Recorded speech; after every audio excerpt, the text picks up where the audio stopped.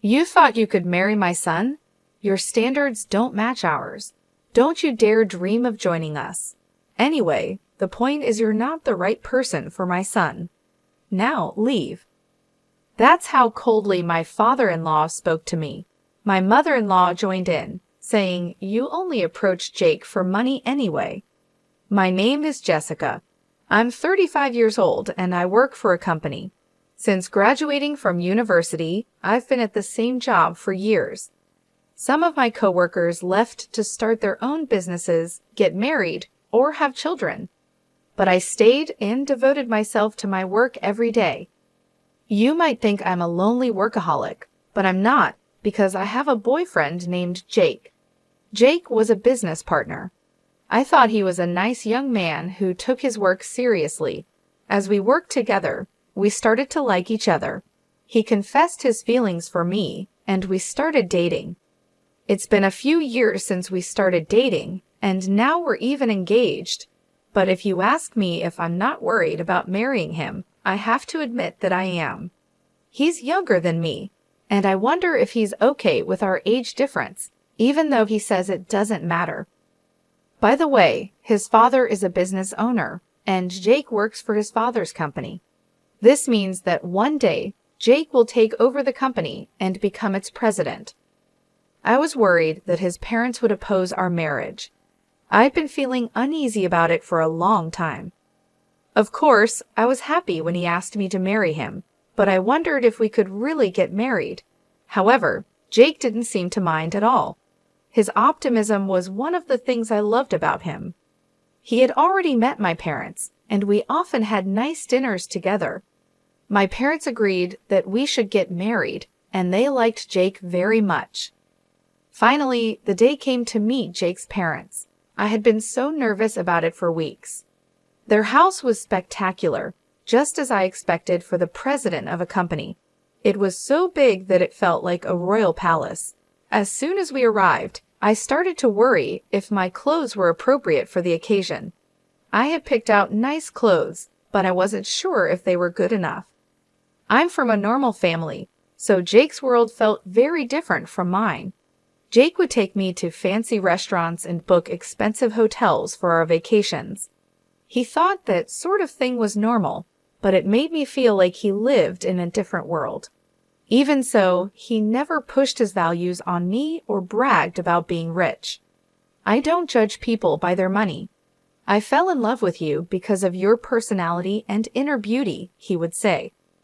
At first, I wondered why he was dating an older and ordinary woman like me, but his sweet words made me believe he truly loved me for who I am. Because we love each other deeply, Jake and I are getting married. I feel like I've met a wonderful man, and I want his parents to approve of our marriage. "Don't worry, babe. I've already told my parents about you," he said to encourage me. Then the front door opened, and his mother welcomed us. "Welcome. You must be Jessica." "Yes, I'm Jessica. Nice to meet you." His mother gave me a quick nod and let us in. The living room was huge, and Jake's father was there, sitting on a big luxurious sofa, waiting for us. I felt nervous all of a sudden. Meeting his mother made me nervous, but his father was even more intimidating, as you'd expect from the president of a company. "It's a pleasure to finally meet you. My name is Jessica. Thank you for inviting me today," I said, my voice shaking. Jake looked at me and smiled. "Don't be so nervous."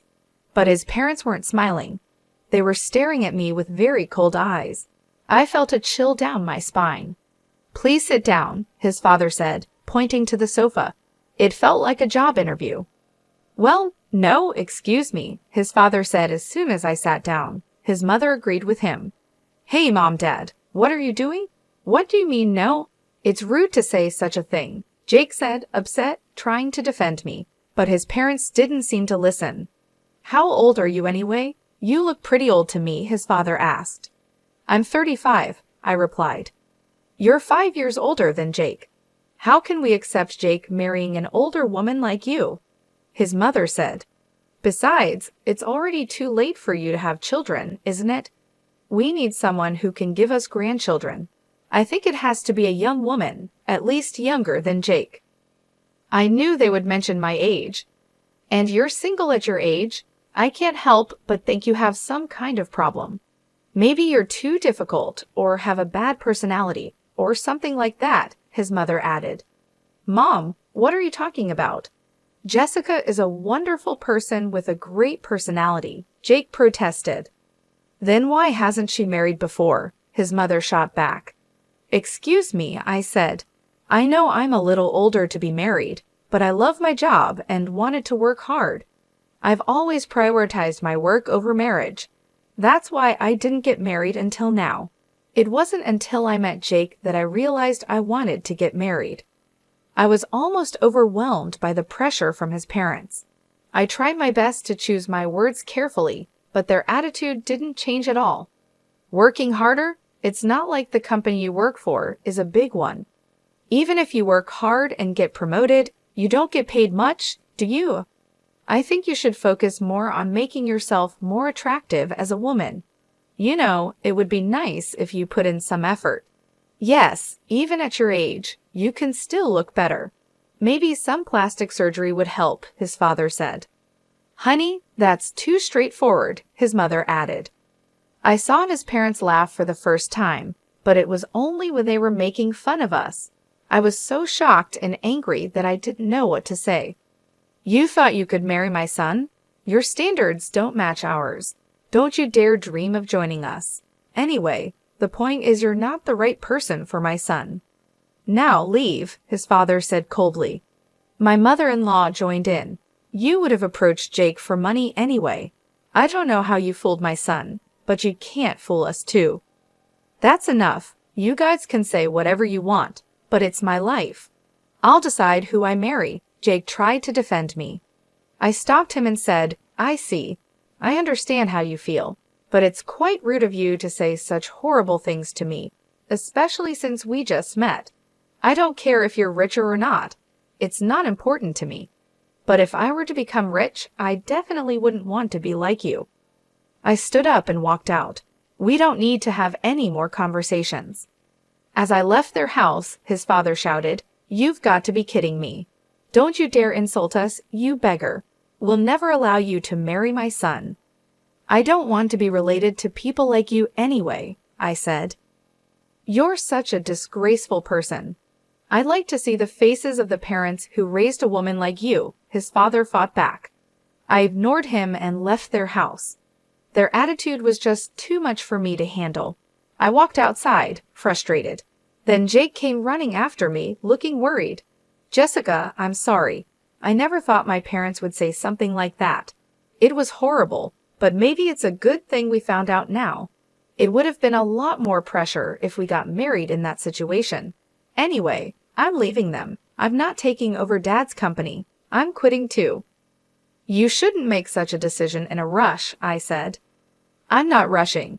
I really do love you, Jessica. We didn't get together for money, so there should be no problem if I leave the house.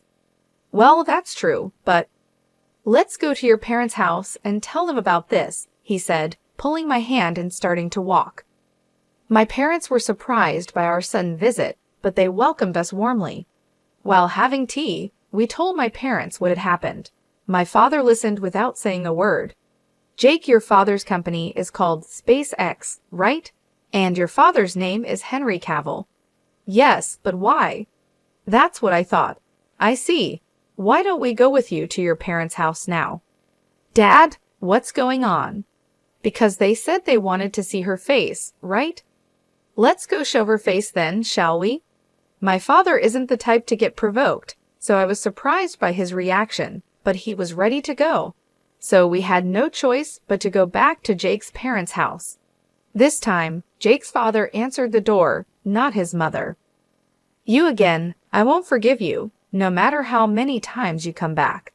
Whose daughter do you think you were talking to, Patrick? My father said. Jake's father looked at my father, rolling his eyes. It took him a few seconds to finally recognize something. Mr. Richard, is that you? You finally remembered. Your daughter means her father is me. That's right. She's my only daughter. We had her later in our marriage. By the way, how dare you insult my precious daughter? Have you forgotten what I told you back then for 2 years? No, you see, when you were arrested for smoking and drinking, you were even caught shoplifting. I covered for you and gave you a chance to become a better person, didn't I? I did everything I could so you could get a decent job. Didn't I teach you that no one can live alone, and we all need to support each other? And yet, as soon as your company became successful, you forgot all that, didn't you? I apologize for that, Jake's father said, now looking fragile, a complete change from before. If you want to be the president of a company, you need to treat people with compassion. Do you think you're better than others just because you're successful? Aren't you looking down on people when you shouldn't? Well, he seemed to understand what was being said. Dad, my boss always says his stomach hurts from stress. Are you harassing him? Jake asked. What are you talking about? I'm just pushing him hard because I expect better of him, his father said, starting to come unraveled. Just when I thought you'd finally come to your senses, you're back to your old self. You're a real pain, Patrick. First of all, I want you to apologize to my daughter for insulting her. Yes, I am sorry, Jessica, he said, bowing his head to me, prompted by my father. It seemed that the master-slave relationship from their student days was still hard to change. Honey, you should apologize to her as well, my father-in-law said to his wife. My mother-in-law bowed her head as well. I felt relieved that his parents apologized to me. Hey, I'm leaving this house and the company too, Jake said. His parents panicked. Wait a minute, if you leave, who's going to take over? Your father's right, you're the only one we have left. I'm sick of you controlling everything in my life, Jake replied. I covered for you and gave you your chance to become a better person, didn't I? My father said, his voice steady and strong. I did everything I could so that you could get a decent job. Didn't I teach you that no one can live alone and we all support each other? And yet, as soon as your company is successful, you forgot all that, haven't you? Jake's father seemed taken aback, his previous arrogance gone. I apologize for that, he said, his voice trembling. The man who had been so intimidating just moments before now seemed fragile, a complete change from before. If you want to be the president of a company, you need to treat people with compassion, my father continued. Do you think you're better than others just because you're successful? Aren't you looking down on people when you shouldn't? Jake's father hesitated. Well, apparently he had an idea of what was being said. He knew my father was right, but pride kept him from admitting it fully. Dad, Jake spoke up, his voice filled with frustration. My boss always says his stomach hurts from stress. Are you harassing him? What are you talking about? I'm just pushing him hard because I expect better of him, Jake's father said, but his confidence was waning. He was starting to come unraveled under the pressure. My father looked at him with disappointment. Just when I thought you'd finally come to your senses, you're back to your old self. You're a real pain, Patrick. First of all, I want you to apologize to my daughter for insulting her. Jake's father looked at me, his face a mixture of shame and regret. Yes, I am sorry, Jessica, he said, bowing his head to me, compelled by my father's firm stance. It was clear that the power dynamics from their past were still deeply ingrained. Honey, you should apologize to her as well, Jake's father said to his wife, who nodded and bowed her head too. I felt a wave of relief wash over me as his parents apologized. It was a small victory, but it meant a lot. Hey, I'm leaving this house and the company too, Jake announced, his voice steady and resolute. His parents' eyes widened in panic. Wait a minute, if you leave, who's going to take over? His mother asked, her voice trembling. Your father's right, his mother added, desperation creeping into her voice. You're the only one we have left. Jake shook his head, his resolve unshaken. I'm sick of you controlling everything in my life. I've made my decision. My father stepped forward, his presence commanding the room. Patrick, it's time you learned that respect and kindness are more important than wealth and status. You've been given a chance to change. Don't waste it. With that, we left the house. Jake and I walked away together, leaving behind the toxic environment that had tried to tear us apart. It was the beginning of a new chapter for us, one where we could build a future based on love, respect, and mutual support. I am going to start my own company and see how far I can go on my own, Jake declared. And I'll marry Jessica as I promised. Thanks for everything. Jake bowed his head deeply to say goodbye to his parents. Their faces turned completely pale and they froze in shock. Despite their reaction, we left them behind and walked away together. My father had been a high school teacher until he retired, and I had no idea that Jake's father was one of his former students. When I looked up the company Jake worked for on their website, I saw Patrick's picture. My father had told me that he had a student who became successful, but he never mentioned who it was.